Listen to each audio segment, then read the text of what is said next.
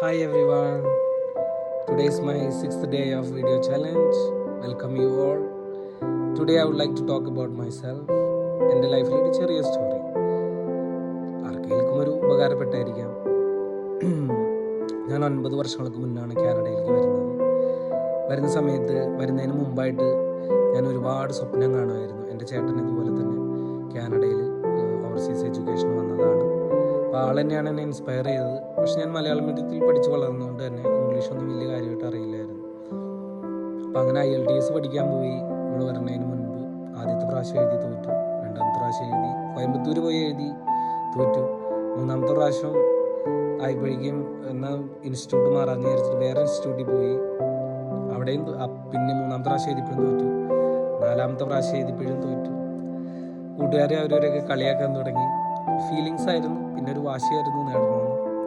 അഞ്ചാമത്തെ പ്രാവശ്യം എഴുതി തോറ്റു. പിന്നെ ഒരു ഗിവൺ അപ്പ് ടൈം വന്നു. ഇനി ഞാൻ പോകണം. മമ്മീനോടൊക്കെ പറഞ്ഞു, മമ്മി എനിക്കിനി പറ്റില്ല, എനിക്ക് മടുത്തു മമ്മി. പിന്നെ മമ്മി എന്നോടൊരു കാര്യം പറഞ്ഞു, മോനെ പപ്പയ്ക്കും മമ്മിക്ക് എത്ര നാളും മോനെ പൈസയൊക്കെ എന്നെ തന്നുകൊണ്ടിരിക്കണമെന്ന് അറിയില്ല. കാരണം മോനെ എഴുതണം, മോൻ്റെ ആഗ്രഹമാണ്.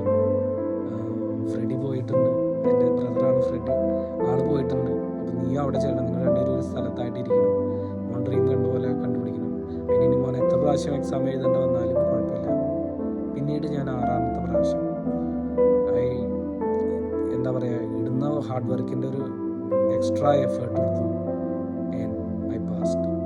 എൻ്റെ റിസൾട്ട് പറയുന്നത് സെപ്റ്റംബർ 16 എൻ്റെ ബർത്ത്ഡേയുടെ അന്നാണ്. എൻ്റെ ബ്രദറിൻ്റെയും ബർത്ത്ഡേയുടെ അന്നാണ്. ഞങ്ങൾ ട്വിൻസാണ്. അപ്പോൾ അന്നാണ് എൻ്റെ റിസൾട്ട് വരുന്നത്.